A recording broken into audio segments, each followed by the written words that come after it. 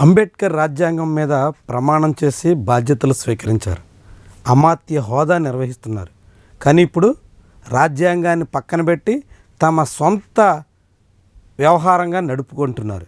తమకు నచ్చినట్టుగా సాగాలన్నట్టుగా చెప్పుకొస్తున్నారు. రాష్ట్రం అంతా రెడ్ బుక్ రాజ్యాంగం నడుస్తోంది అంటూ విపక్షం ఆరోపిస్తుంది. కానీ కర్నూలులో అందుకు భిన్నమైనటువంటి పరిస్థితి కూడా ఉంది. కర్నూలులో రెడ్ బుక్కు మించి టీజీ భరత్ హవా సాగుతోంది. టీజీ భరత్ ఇష్టారాజ్యంగా నడుస్తుంది. టీజీ భరత్ మాటే వేదం అన్నట్టుగా మారిపోతుంది. పోలీసులంతా పూర్తిగా రాష్ట్ర ప్రభుత్వ పరిశ్రమల శాఖ మంత్రి మెప్పు కోసం ప్రయత్నిస్తున్నట్టు కనిపిస్తుంది. చివరికి ఎంతవరకు వెళ్ళారంటే ఒక కవిత రాసినందుకు కేవలం కవిత్వంతో తన అభిప్రాయాన్ని వెలిబుచ్చినందుకు ఒక వ్యక్తిని ఉదయం నుంచి రాత్రి వరకు పోలీస్ స్టేషన్లో నిర్బంధించారు. కర్నూలులో చాలా ఆశ్చర్యం. కవిత రాస్తే నిర్బంధించడమా అంటే కర్నూలులో టీజీ భరత్ అండ్ ఆయన తండ్రి టీజీ వెంకటేష్ నడుపుతున్నటువంటి రాజ్యాంగం అట్లా ఉంది. వాస్తవానికి మొన్నటి వారమే శ్రీ రాయలసీమ ఆల్కనీస్ కెమికల్ సంబంధించినటువంటి కంపెనీ కోసం ప్రజాభిప్రాయ సేకరణ జరిగింది. ఆ కంపెనీ ద్వారా ఇప్పటికే వస్తున్నటువంటి కెమికల్స్తో అనేక మంది సతమతమవుతున్నారు. తీవ్రంగా అనారోగ్యాల బారిన పడుతున్నారు. అనేక రకాల సమస్యల్ని ఎదుర్కొంటున్నారు.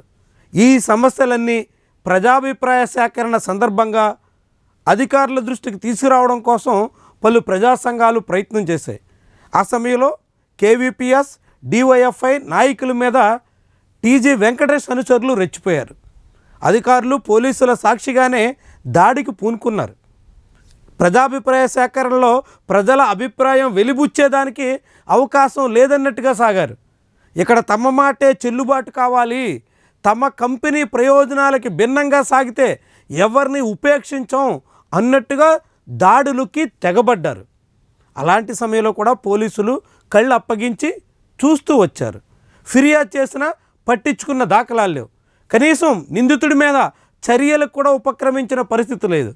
ఈ మొత్తం వ్యవహారాన్ని కవిత రూపంలో తెలియజేసినందుకు ఒక వ్యక్తిని అరెస్ట్ చేసి నిర్బంధించడం అంటే ఏమనాలి?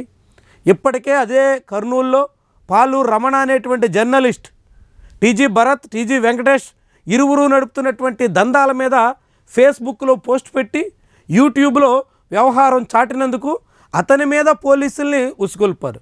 రాత్రికి రాత్రి పోలీసులు ఆయన ఇంటికి వెళ్ళి నానా రకాలుగా బీభత్సం చేశారు.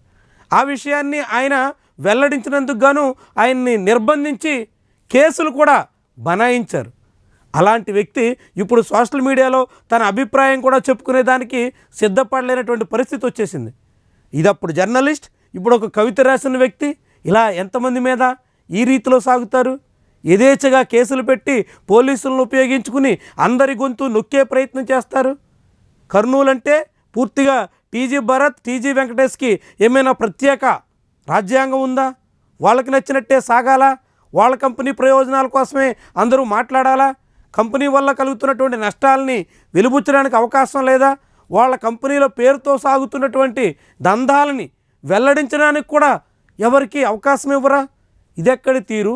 అదే సమయంలో కర్నూలు సిఐగా ఉన్నటువంటి శాస్త్రయ్య లాంటి వాళ్ళు ఆ మంత్రి తండ్రి ప్రాపకం కోసం పడుతున్నటువంటి పాటలు ఏ రీతిలో ఉన్నాయో ఇప్పటికే సిపిఎం నేతలు డీజీపీకి లేఖ రూపంలో కూడా ఫిర్యాదు చేశారు. మరి ప్రభుత్వం పట్టించుకుంటుందా? డీజీపీ స్పందిస్తారా? అలాంటి పోలీసు అధికారులను కట్టడి చేస్తారా? కవిత రాసినందుకే నిర్బంధించేసేటంత పరిస్థితి వచ్చిందంటే ఎలాంటి ప్రజాస్వామ్యం ఉంది? ఏ రీతిని సాగుతుంది?